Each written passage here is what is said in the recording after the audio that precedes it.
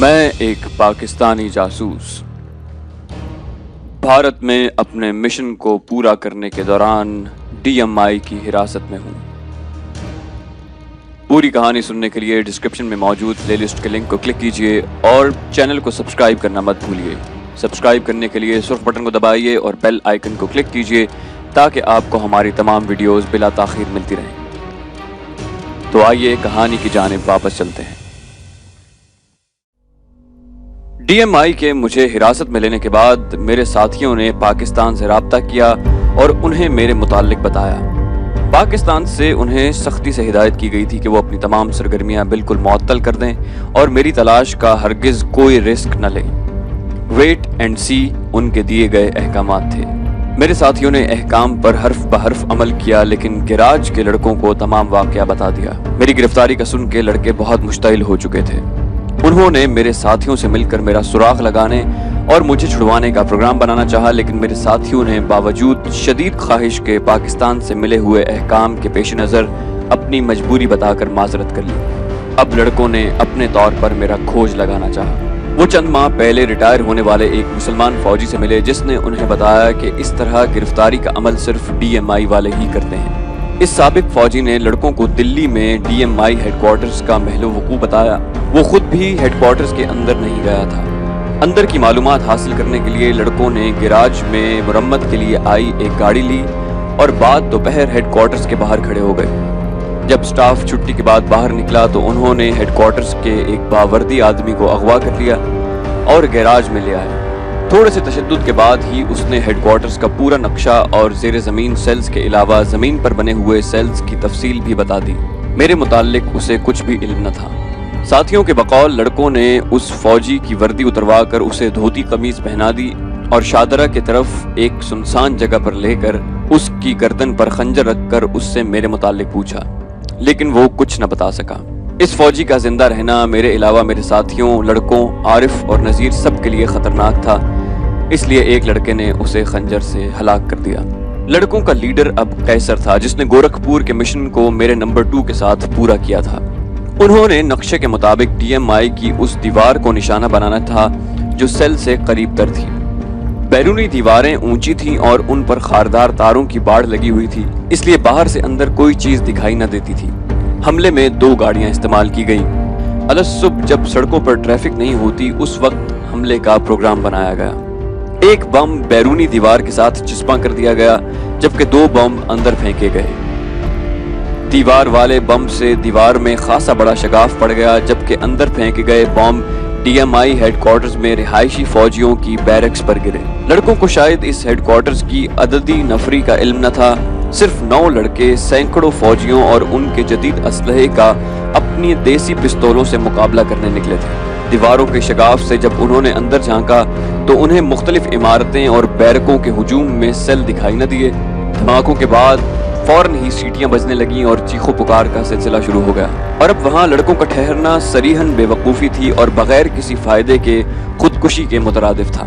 लिहाजा लड़के जाने बचाकर करीब ही खड़ी 2 गाड़ियों में भाग आए। सही इल्म तो किसी को न था, लेकिन कयास था कि बैरकों पर बमों के फटने से 8 से ज्यादा फौजी हलाक हुए और 20 जख्मी हो गए थे। इन धमाकों के बाद शहर की सख्ती से नाकाबंदी कर दी गई और जगह जगह तलाशी का सिलसिला शुरू हो गया। 8-10 दिन की सख्ती के बाद चेकिंग वगैरह खत्म कर दी गई और दिल्ली की जिंदगी मामूल पर आ गई। DMI की बैरूनी दीवार की उसी रोज मरम्मत कर दी गई थी, जबकि अंदर का हाल किसी को भी मालूम न था। लड़कों ने इस अटेम्प्ट के बाद DMI के अफसर पर उनके घरों और दफ्तर के दरमियान हमलों का प्रोग्राम बनाया, जिसे आरिफ, नज़ीर और मेरे साथियों ने लड़कों को ये समझाकर मुलतवी करवा दिया कि अगर इन हमलों से किसी को जरा सा भी शक पड़ गया कि ये हमले मुझे बचाने के लिए हो रहे हैं तो मुझे फिलफौर खत्म कर दिया जाएगा और मेरे जिंदा बचने की मौहूम सी उम्मीद भी खत्म हो जाएगी। इसके बावजूद लड़कों ने हेडक्वार्टर से आने जाने वाली गाड़ियों पर निगाह रखनी शुरू कर दी कि शायद मैं किसी गाड़ी में उन्हें नजर आ जाऊं, लेकिन वहां तो सिर्फ फौजी जीपें, ट्रक, प्राइवेट मोटरें और बंद फौजी गाड़ियां ही आती जाती थीं। इसलिए मेरे बारे में वो कोई सुराग न लगा सके और चंद रोज बाद लड़कों ने मायूस होकर ये निगरानी भी खत्म कर दी। इधर सिंगल बेड सेल में मुझे वक्त पर नाश्ता, खाना और सिगरेट मिलते रहे। सिर्फ एक फर्क था, مسلح فوجی گارڈز دن رات میں 4-5 مرتبہ اچانک آ جاتے، کبھی سیل کے باہر سے ہی مجھے دیکھ کر چلے جاتے اور کبھی سیل کھول کر کمرے اور باتھ روم کی ہر چیز چیک کرتے۔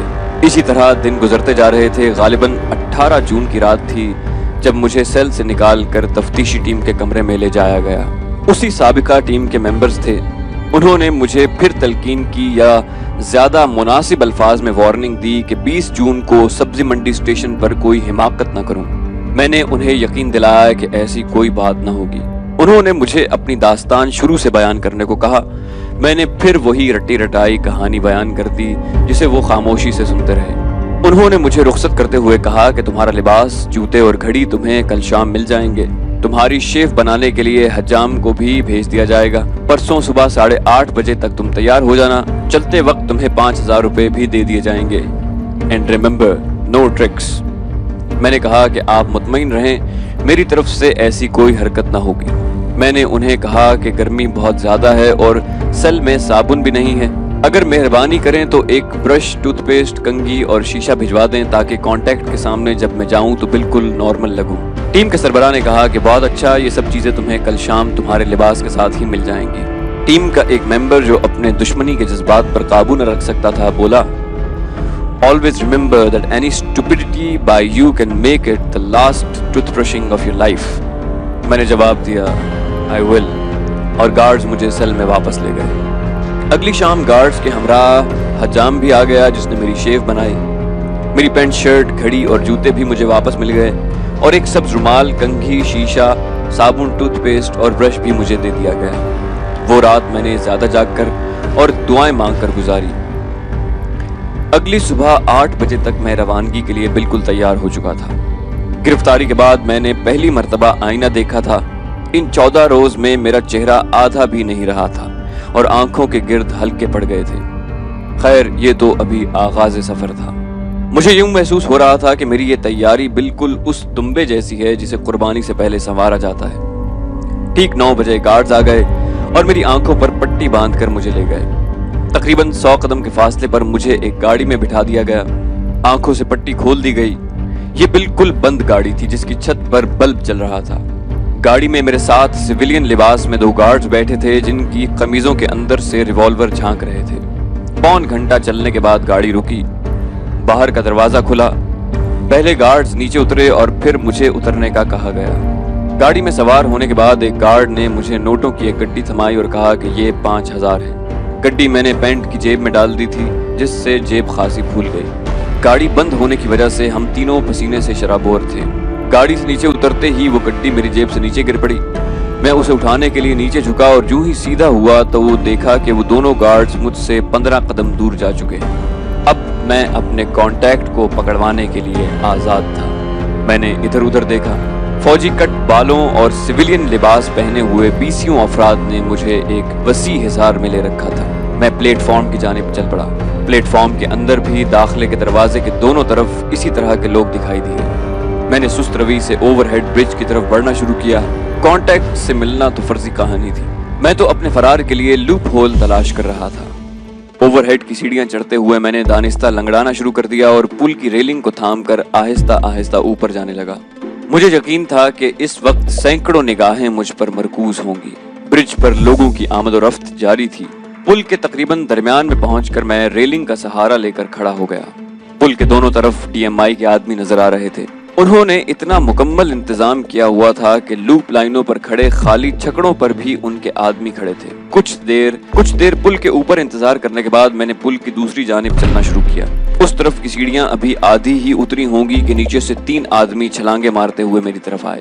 ایک سرگوشی میں بولا کہ اس طرف نیچے جانے کی اجازت نہیں۔ میں نے اسے کہا کہ پل سے اتر کر سڑک پر دیکھنا چاہتا ہوں، کہیں مطلوبہ آدمی آپ لوگوں کے فوجی کٹ بال دیکھ کر واپس ہی نہ چلا جائے۔ وہ تذبذب میں پڑ گئے اور میں نے نیچے اترنا شروع کر دیا۔ پل سے اتر کر میں 10-15 منٹ سڑک کے دونوں طرف دیکھتا رہا۔ اس دوران 3 ٹرک سبزی منڈی کو جاتے دکھائی دیے۔ سڑک تنگ تھی اور لوپ لائنوں کے بالمقابل آتی ہوئی پل کے بالکل قریب سے 90 درجے کا زاویہ بناتے ہوئے سبزی منڈی کی طرف مڑ جاتی تھی۔ اس موڑ پر ٹرک آ کر اپنی رفتار بہت آہستہ کر لیتے۔ DMI کی گاڑیاں دوسری طرف پلیٹ فارم کی جانب کھڑی تھیں کیونکہ اس طرف پارکنگ کی کوئی جگہ نہ تھی۔ मुझे भागने का एक ही रास्ता दिखाई दिया कि किसी ट्रक के पीछे लटकती जंजीरों को थाम कर मेन रोड तक पहुंच जाऊं और वहां के रश में गुम हो जाऊं। मैं इस वक्त भी ये कोशिश कर रहा था, लेकिन दुश्वारी ये थी कि तीनों पहरेदार साए की तरह मेरे बिल्कुल पीछे खड़े थे। उनके इस कदर करीब होते हुए मेरे लिए इस तरह भागना नामुमकिन था। मैंने चंद मिनट मजीद अपने मंसूबों का जायजा लिया और वापस पुल की तरफ चल पड़ा। 15 मिनट से ज्यादा मैंने पुल क्रॉस करने में लगा दिए। बुक स्टॉल पर कुछ रिसालों की वर्करदानी की और फिर प्लेटफॉर्म पर एक जानिब से दूसरी जानिब टहलना शुरू कर दिया। जब 11 से चंद मिनट ऊपर हो गए तो मैंने कलाई से सब्ज रुमाल उतार कर जेब में रख लिया और प्लेटफॉर्म के बाहर आ गया। मेरे बाहर निकलते ही 2 आदमी गाड़ियों की तरफ गए और बंद गाड़ी लेकर आ गए। उन्होंने दरवाजा खोला तो मैं गाड़ी में बैठ गया। वो दोनों भी मेरे साथ ही आ बैठे। जब वो मेरी आंखों पर पट्टी बांधने लगे तो मैंने उन्हें कहा कि आप तफ्तीशी टीम के इंचार्ज को कह दें कि आज मैं उनसे लाजिमन मिलना चाहता हूँ। मुझे सेल में छोड़कर वो दोनों चले गए। रात तकरीबन 10 बजे तफ्तीशी टीम का इंचार्ज मेरे सेल में आया। मैंने उसे 5000 रुपये और अपनी घड़ी वापस दी और कहा कि अगर आइंदा भी आप अपने फौजी हेयरकट वाले आदमी चारों तरफ फैला देंगे तो फिर 22 जून को जाने का कोई फायदा नहीं। मेरा कांटेक्ट कोई अहमक नहीं है जो फौजी कट के इतने लोगों को देखकर चौंक न जाए। नामालूम आज भी वो आया हो और खतरे की बू सूंघकर वापस चला गया हो। अब मेरे पास सिर्फ 22 जून का मौका है कि कांटेक्ट को पकड़वा सकूं, लेकिन उसके लिए आपको अपने आदमियों की तादाद को एक तो कम करना चाहिए और दूसरा उन्हें कहें कि मुझसे दूर दूर रहें। प्लेटफॉर्म से भागने के 4 इम्कानी रास्ते हैं, एक घंटा चौक की तरफ, दूसरा और तीसरा प्लेटफॉर्म की तरफ और चौथा सब्जी मंडी वाली सड़क। अगर आपको मुझ पर यकीन नहीं है तो इन चारों रास्तों पर अपने आदमी खड़े कर दें, लेकिन मुझसे खासे फासले पर।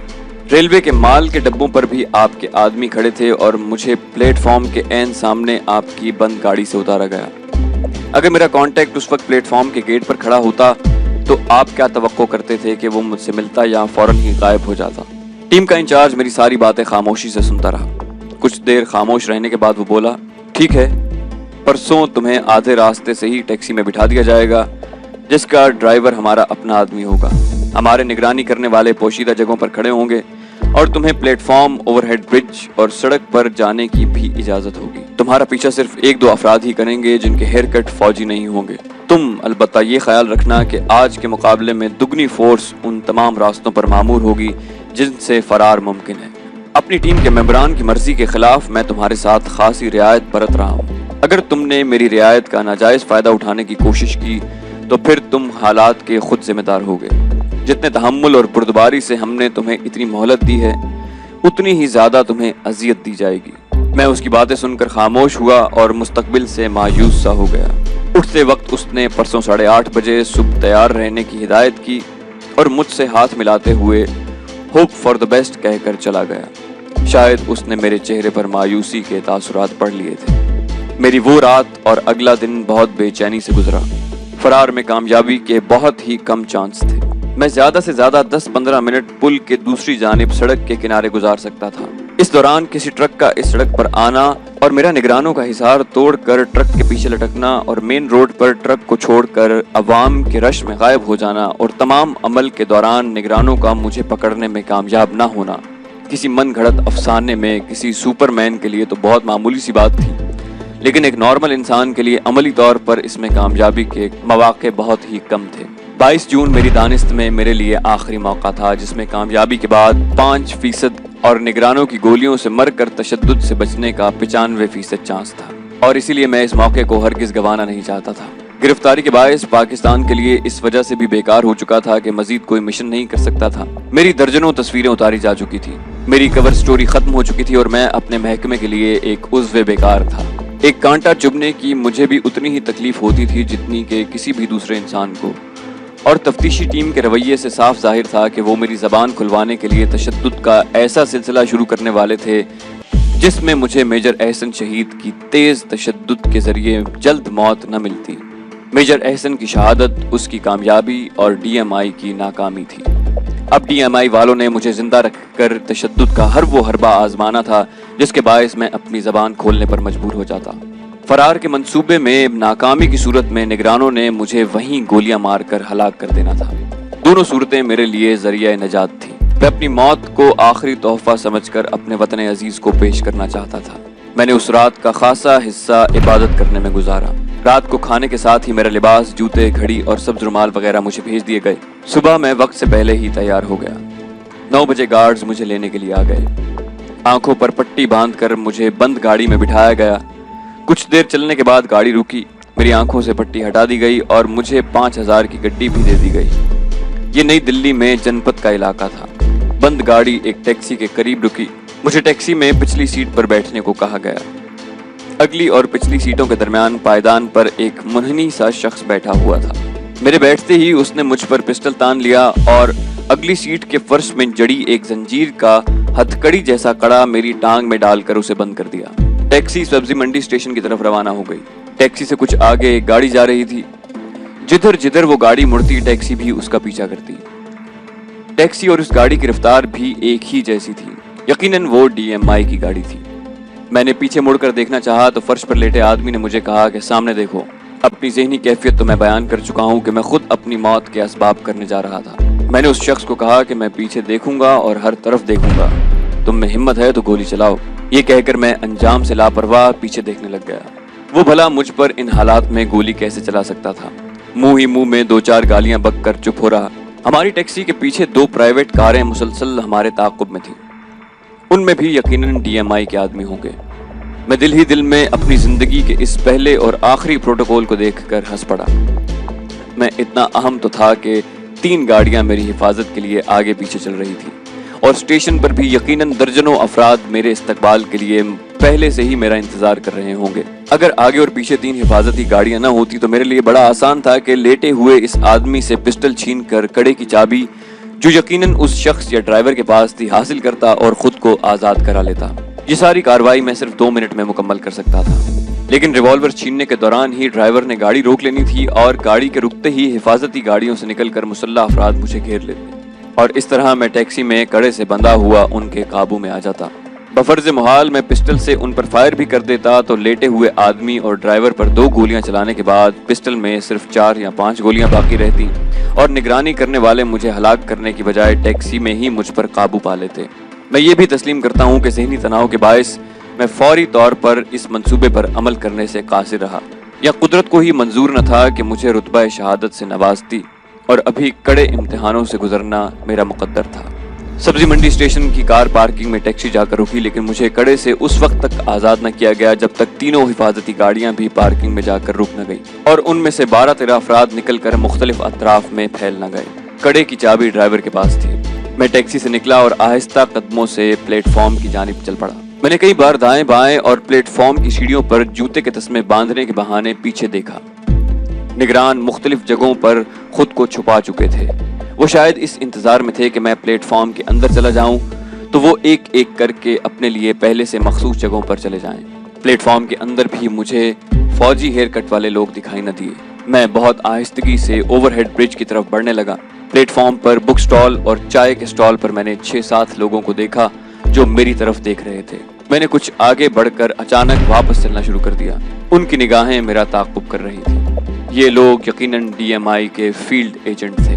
نچلے رینکس کے ان لوگوں کو جتنا بھی سمجھایا جائے، یہ اپنی کسی نہ کسی حماقت سے خود کو ظاہر کر دیتے ہیں۔ پل کے دوسری طرف کی سیڑھیاں اترتے تک میں نے تقریباً 16 ایسے آدمی مارک کیے جو بلا وجہ وہاں کھڑے مجھ پر نظریں گاڑے ہوئے تھے۔ چند منٹ میں نے سڑک کے موڑ پر کھڑے ہو کر سڑک کا جائزہ لیا۔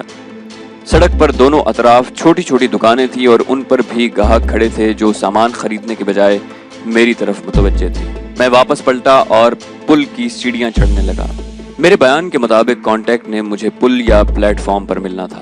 پل کے اوپر نگرانی کرنے والے جوں کہ توں کھڑے تھے۔ کم تعلیم یافتہ سپاہی یا حوالدار تک کے عہدے کے یہ لوگ صرف آرڈر ملنے پر ہی حرکت کرتے ہیں۔ میری نگرانی کرنے کے احکام پر عمل کرتے ہوئے انہوں نے ایک لمحے کو بھی اپنی نظریں مجھ پر سے نہ ہٹائیں۔ 22 جون کو آگ برساتے سورج کے نیچے یہ پل پر ایسے کھڑے تھے جیسے مجسمے ہوں۔ صرف ان کی نگاہیں میرے تعاقب میں ادھر سے ادھر ہو رہی تھیں۔ میں پلیٹ فارم پر آ گیا۔ چائے کے سٹال اور بک سٹال پر وہی لوگ موجود تھے۔ میں بک سٹال پر کھڑے ایک شخص کے پاس پہنچا اور سرگوشی میں اسے کہا کہ مجھے ٹوائلٹ جانے کی ضرورت ہے، میرے ساتھ ویٹنگ روم میں چلو۔ وہ حیران و پریشان میری طرف منہ پھاڑے دیکھنے لگا۔ میں نے اسے کہا کہ اگر تم میرے ساتھ نہ گئے تو تمہارے افسر تم سے بہت ناراض ہوں گے کہ تم نگرانی کے لیے میرے کہنے کے باوجود میرے ساتھ نہیں گئے۔ میں اسے یہ کہہ کر ویٹنگ روم کی طرف چل پڑا۔ چند قدم چل کر میں نے پلٹ کر دیکھا تو وہ اور اس کے ساتھ کھڑا دوسرا آدمی میرے پیچھے پیچھے آ رہے تھے۔ میں ویٹنگ روم میں گیا اور چند منٹ بعد فارغ ہو کر ویٹنگ روم سے باہر آ گیا۔ یہ دونوں نگران ویٹنگ روم میں کھڑے تھے۔ میرے باہر آنے کے ساتھ ہی وہ بھی باہر آ گئے۔ میں بک سٹال پر جا کر کھڑا ہو گیا۔ جب وہ سٹال پر پہنچے تو میں نے انہیں کہا کہ اب پہلے کی طرح یہیں کھڑے رہو۔ یہ کہہ کر میں پھر پل کی جانب بڑھ گیا۔ پل کی سیڑھیاں چڑھتے ہوئے میں نے پلٹ کر دیکھا تو بک سٹال پر کھڑے دونوں نگران اسٹیشن ماسٹر کے کمرے میں داخل ہو رہے تھے۔ اس آپریشن کو مانیٹر کرنے والے یقیناً اسٹیشن ماسٹر کے دفتر میں موجود ہوں گے۔ میں نے پل کی سیڑھیاں چڑھتے ہوئے فیصلہ کیا کہ اس بار لازماً فرار ہونے کی کوشش کروں گا۔ وقت تیزی سے گزر رہا تھا۔ اب 10:30 سے بھی چند منٹ اوپر ہو چکے تھے اور 11 بجے تک انہوں نے مجھے واپس لے جانا تھا۔ میں نے سوچا کہ اب وقت آ چکا ہے کہ میں نگرانوں کی کھوج میں دماغ کو ادھر ادھر بھٹکانے کی بجائے اپنی پوری توجہ فرار ہونے پر مرتکز رکھوں۔ اب مجھے مین روڈ کی طرف جانے والے ٹرک کی تلاش تھی۔ چند منٹ بعد ایک ٹرک دور سے آتا دکھائی دیا اور میں نے نگرانوں کی توجہ ہٹانے کے لیے پل کی جانب چلنا شروع کر دیا۔ میں نے سوچا تھا کہ میں ٹرک کو موڑ تک پہنچنے اور رفتار کم کرنے تک پل کی صرف 3-4 سیڑھیاں ہی چڑھوں گا۔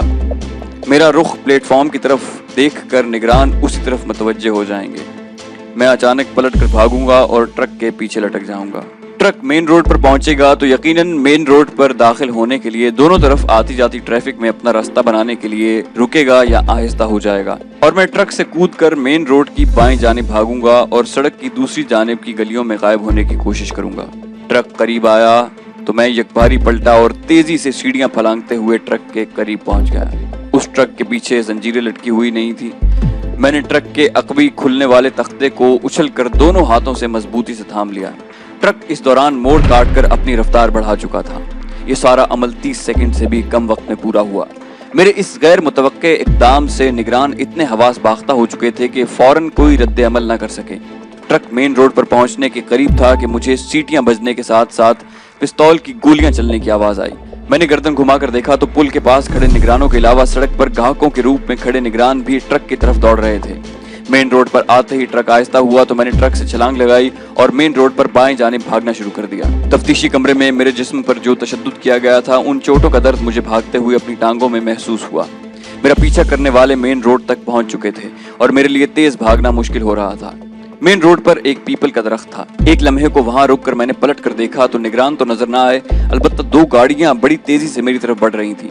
میں نے ٹریفک سے بڑی سڑک کو اتنی تیزی سے کراس کیا کہ کئی گاڑیوں کو ایمرجنسی بریک لگانی پڑی۔